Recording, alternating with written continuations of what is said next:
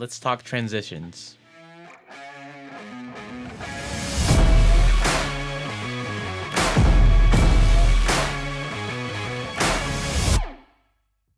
How's it going, everyone? I'm Aaron Dati. Welcome to another wedding walkthrough Wednesday. Today we are going to be talking about transitions, the type of transitions I use in my wedding films. First and foremost, I don't use glitchy transitions for my wedding films. It's just not how I edit my wedding films, and a lot of the couples that I work with aren't really.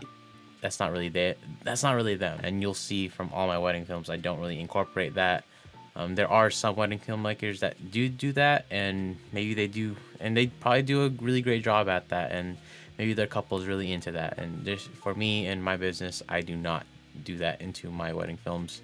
I mean, maybe I can for like the dancing part, but again, I really don't. It's just mainly speed ramping and stuff like that. I don't really go the whole glitchy transition swooshes and stuff like that for wedding films. But for anything else, like a epic b-roll sequence or just anything in general, I will definitely try to like incorporate that. But like YouTube videos, yeah, fair game.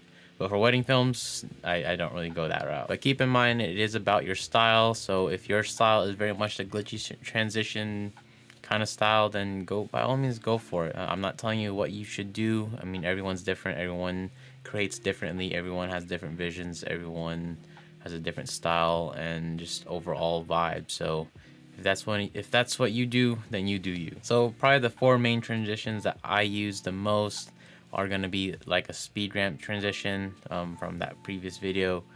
That usually goes along with like the dancing, the fast upbeat dancing and the party part of a wedding day. But other than that, it's usually the fade to black, fade to white, maybe I'll use it occasionally, and just the cross dissolve. And honestly, I don't really use those transitions already given in Final Cut Pro, just because I don't really like their default transitions.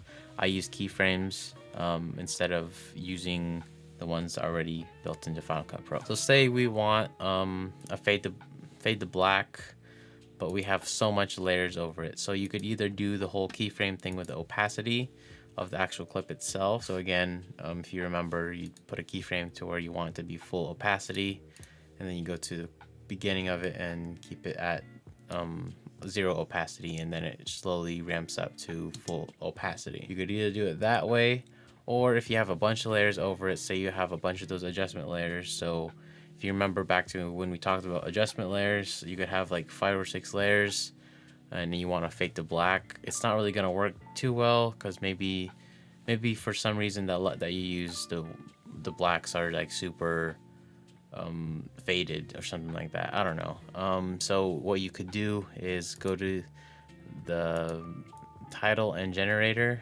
tab in your browser, go to generators, custom, put it over the part that you want to have a fade to black transition. Or actually with this method, you could actually fade it to whatever color you want. So if you want like say for instance your overall brand and everything is like this,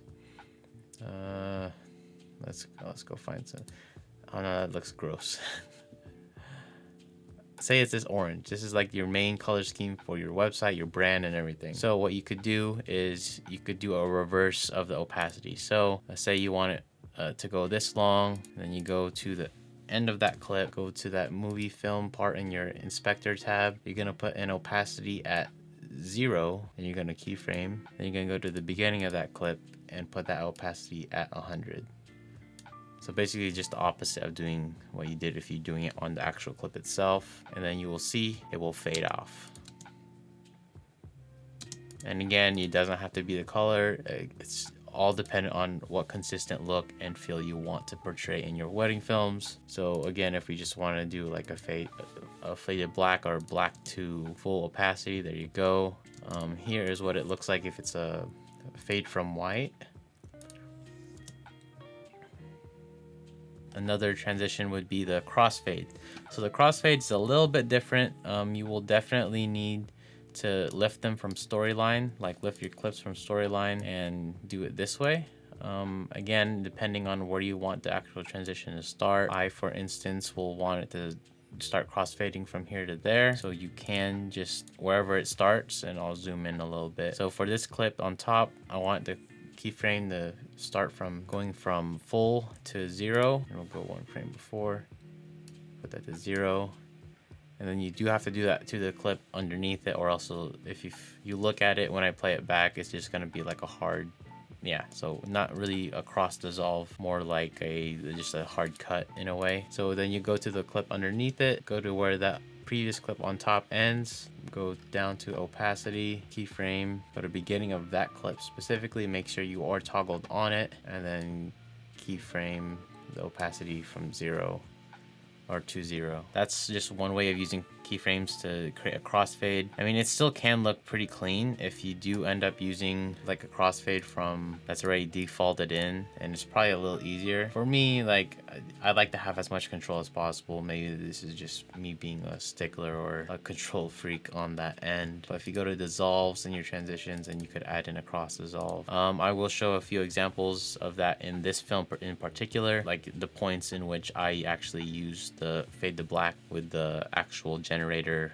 clip on top and do it that way. And then the seamless transition, I don't really use that often, just because it involves a layer mask or a draw mask and having the keyframe and do all sorts of stuff. Occasionally for like my Instagram videos, stuff like that, I will create a seamless transition.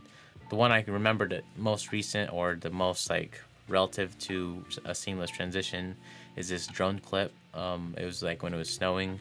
It was a top-down shot of it going across the neighborhood, and then I did a seamless transition from there into just a push-in shot of the lake.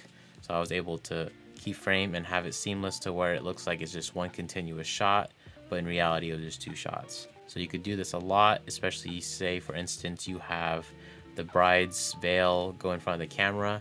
That's just a little bit of that seamless transition. You could also use a speed ramp to be as much more seamless as possible, but again, it is a lot more work and does take a lot more practice. And a lot of these more complicated transitions, they do take a lot more practice, and you're not just gonna get it on the first go around. Just go out and shoot and practice as much as possible, and the more you practice, the better you get. Thank you again for watching. Appreciate each and every one of you. Like the video if you liked it, share if you're into that, consider subscribing if you're not already. Hit that bell notification to stay up to date when I do post new videos, and follow me on all them social medias at Aaron Datu Films, and I'll see you all on the next one. Peace.